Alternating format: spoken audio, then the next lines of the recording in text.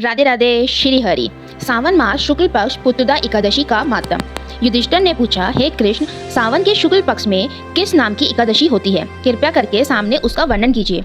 भगवान श्री कृष्ण बोले, हे राजन, प्राचीन काल की बात है। द्वापर युग का प्रारंभ समय था।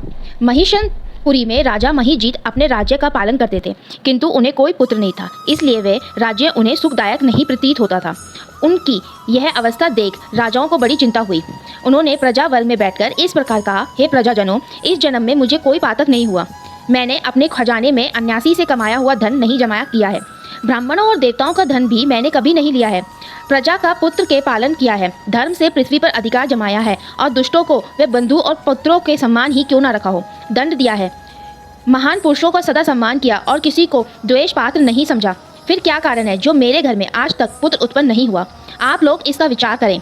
राजा के यह वचन सुनकर प्रजा और पुरोहितों के साथ ब्राह्मणों ने उनके हित के विचार करके गहन वन में प्रवेश किया।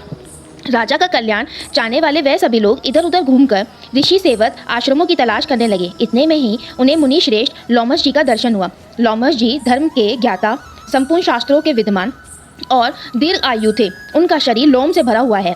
वह ब्रह्मा जी के समान तेजस्वी हैं। एक एक कल्प बिताने पर उनके शरीर का एक एक लोम नीचे गिरता है, इसलिए उनका नाम लोमश ऋषि पड़ा।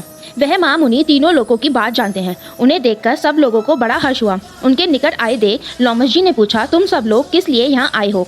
अपने आगमन का कारण बताओ। तुम लोगों के लिए जो हित कार्य होगा उसे मैं अवश्य करूँगा। प्रजा ने कहा, हे मुनिवर, इस समय महाजीत नाम वाले जो राजा हैं उनको कोई पुत्र नहीं है।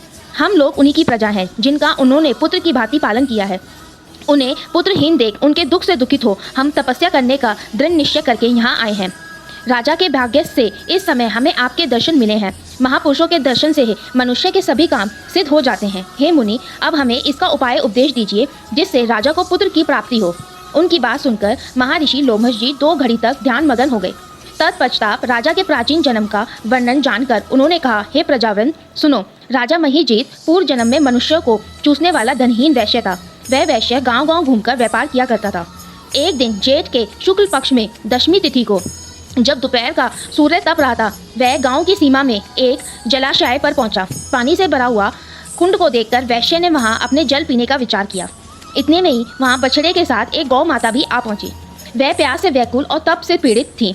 अतः वह जब जल के पास पहुंची तो वैश्य ने पानी पीते हुए गाय को हकार कर दूर हटा दिया और स्वयं पानी पी लिया। इसी पाप के कर्म के कारण राजा इस समय पुत्रहीन हुआ है। किसी जन्म के पुण्य से इनके यहाँ राज्य की प्राप्ति हुई है। प्रजाजनों ने कहा, हे मुनि, पुराणों में सुना जाता है कि पश्चाताप रूप करने से पुण्य की प्राप्ति होती है। अतः पुण्य का उपदेश दीजिए जिससे उस पाप का नाश हो जाए।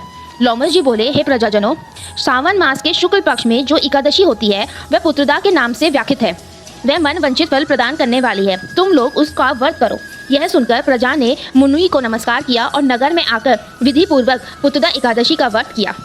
उन्होंने विधि पूर्वक जागरण भी किया और उसका निर्माण और उसका निर्लय पुण्य राज्य को दे दिया। तत्पश्चात रानी ने गर्भ धारण किया और प्रवासक का समय आने पर बलवान पुत्र को जन्म दिया। इसका मातम सुनकर मनुष्य पाप से मुक्त हो जाता है तथा इन लोकों में सुख पाकर परलोक में स्वर्ग गति को प्राप्त होता है। बोलिए एकादशी महारानी की जय।